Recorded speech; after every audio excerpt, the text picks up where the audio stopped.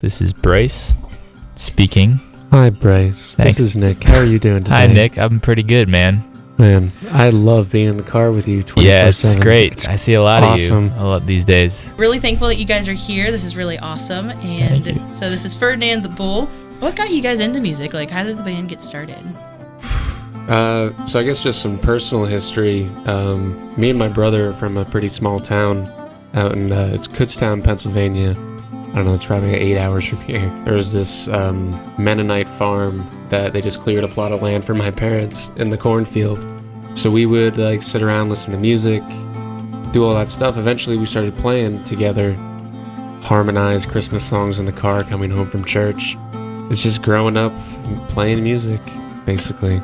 And how about you? Yeah, I had a similar experience as far as I didn't have a super musical family, but I listened to it. It took refuge in music a lot of times when I was going through tough times in middle or high school, or just like I connected to it sort of. And so I picked up the guitar when I was 12 or so, and then I went into music in school. I went to Duquesne for jazz guitar.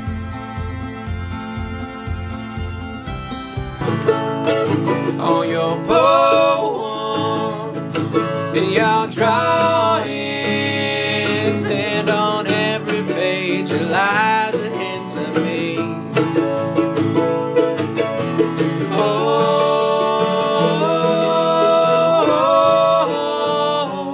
but the open road's been good to me these years. Alrighty, so Ferdinand the Bull, how'd you guys come up with that name? So there's this book. It's a really old Spanish children's book. It's basically just about a pacifist bull. He doesn't want to participate in the bullfights. I don't know. It's kind of something that we live by. Just you gotta go do your own thing, no matter what other people say.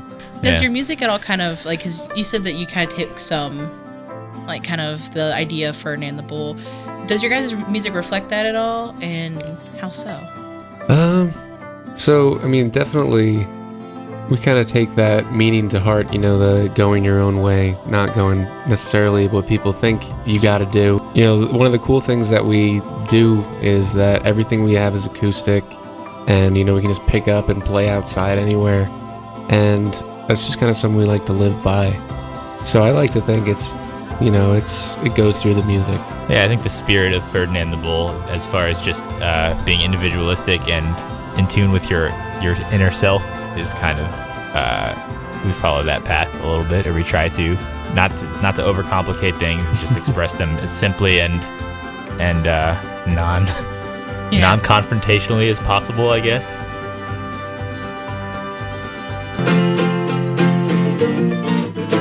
This fire escape here is no good, it's made of wood.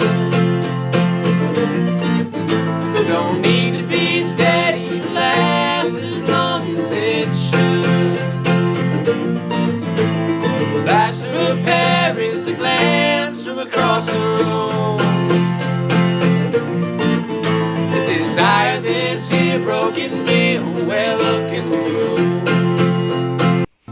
So what would you guys think is the hardest part about being on the road? Because, like, I know we were talking a little bit earlier, and you guys said you'd been in the car and, like, just been in there for so long.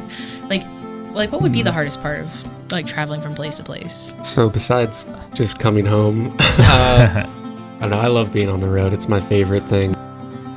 Definitely, there's a lot of, like, these little things that we have an extra hour we have to account for. That's right, yeah. Because, you know, even though it's only, like, 6-7 hours away, we just, like, lose that hour.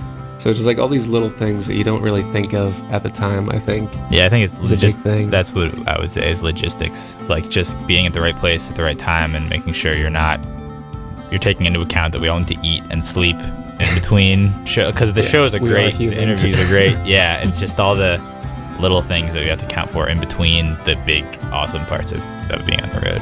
Yeah, because you really do get used to sleeping on floors and that stuff. Yeah. Yeah. Especially when you just think about it, you'd be like, oh, I'm in Seattle right now. Cool, this is great. Oh, that's a cockroach. I don't care. Yeah. It's fine, I'm in Seattle. It's great.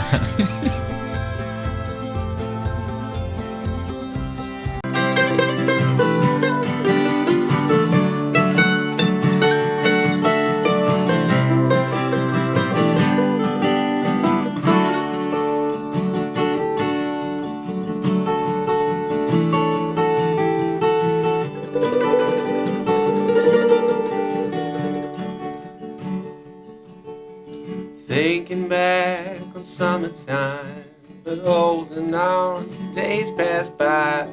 Waited all this time to let you go. And what advice would you have for any like kind of artist that's just starting out or they want to do something like this? What would you give for them? You gotta love it, and it'll love you back.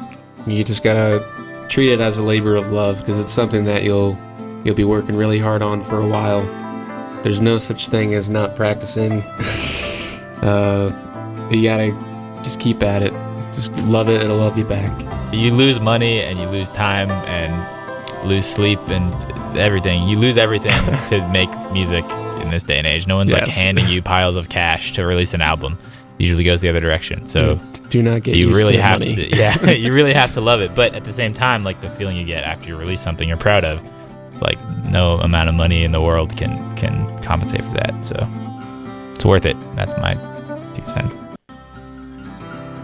Hi, this is Nick and Bryce from Ferdinand the Bull. And you're listening to WMCO 90.7 The Orbit.